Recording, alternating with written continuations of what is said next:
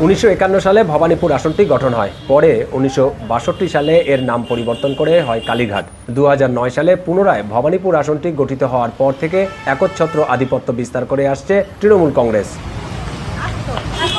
রাজ্যে পরিবর্তনের হাওয়ায় পশ্চিমবঙ্গে সবার নজর এখন এই ভবানীপুর আসনে। এই আসনে তৃণমূলের প্রার্থী দলটির সভানেত্রী ও রাজ্যের মুখ্যমন্ত্রী মমতা বন্দ্যোপাধ্যায়। তার বিরুদ্ধে লড়ছেন রাজ্য বিজেপির বিরোধী দলীয় নেতা শুভেন্দু অধিকারী। 2021 সালের নির্বাচনে নন্দীগ্রামে এই শুভেন্দুর কাছেই হেরে গিয়েছিলেন মমতা। এবার শুভেন্দুকে পরাজিত করে নন্দীগ্রামের হারের প্রতিশোধ নেবেন মমতা, এমনটাই প্রত্যাশা তৃণমূলের সমর্থকদের।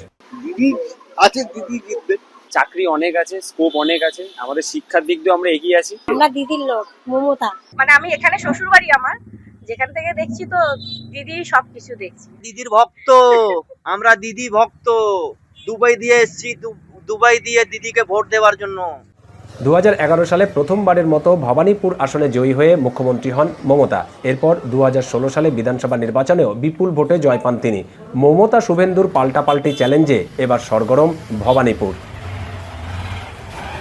এক ভোট হলেও ভবানীপুর আসনে শুভেন্দুকে পরাজিত করবেন বলে প্রত্যয় জানিয়েছেন মমতা। তিনি বলেন, তার ধর্ম, বর্ণ, কর্ম সবই এই ভবানীপুর থেকেই। আমি আমার নমিনেশন যেমন ফাইল করলাম, আমি চাই আমার ভবানীপুর কেন্দ্রের সাথে সাথে 294টা কেন্দ্রেই আমাদের তৃণমূল কংগ্রেস এবং জোড়া ফুল তাদের প্রত্যেকটা প্রার্থীকে ভোট দেওয়ার জন্য আমি বাংলার মানুষকে অভিনন্দন জানাবো।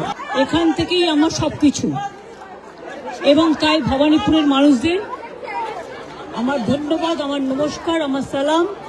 অন্যদিকে মমতাকে তার কঠিন প্রতিদ্বন্দ্বী মনে করছেন না শুভেন্দু অধিকারী। এবারও বিশাল ব্যবধানে জয়ী হবেন বলেও প্রত্যাশা তার।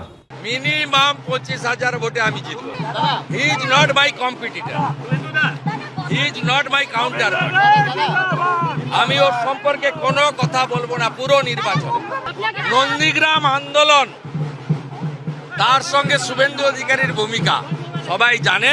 নন্দীগ্রামের জনতা জনার্দনই দায়িত্ব নেবে ওই আসন ধরে রেখে মার্জিন বাড়িয়ে এই আসনে মুখ্যমন্ত্রীকে আমি দ্বিতীয়বার হারাবো।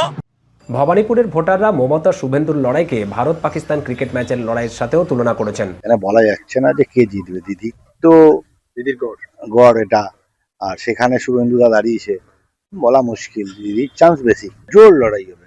কেন অন্য কেউ দাঁড়ালে এটা হতো না, শুভেন্দুদা দাঁড়িয়েছে, হবে। আমি বলবো যে পরিবর্তন দরকার, একদম 100%। অনেক দেখেছি 15 বছর ধরে, আর না, এবার নতুন দেখি। আর কত খারাপ হবে, পাল্টে দেবো। তবে অন্যান্য আসনের মতো ভবানীপুরেও ভোটার তালিকা সংশোধন নিয়ে রয়েছে বিতর্ক। তৃণমূলের দাবি এখানে 51,000-এরও বেশি নাম বাদ পড়েছে।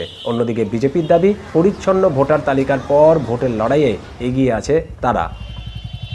কেউ বলছেন দিদি আর কেউ বলছেন দাদা। একদিকে এই ভবানীপুর আসনে তৃণমূলের প্রার্থী মুখ্যমন্ত্রী মমতা ব্যানার্জি এবং অন্যদিকে তার প্রধান প্রতিপক্ষ বিজেপির শুভেন্দু অধিকারী।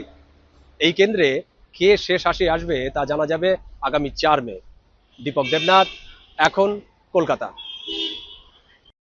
শিয়া বাটার ও ভিটামিন ই সমৃদ্ধ লিলি বিউটি সোপ, তারুণ্যময় উজ্জ্বল ত্বকের জন্য।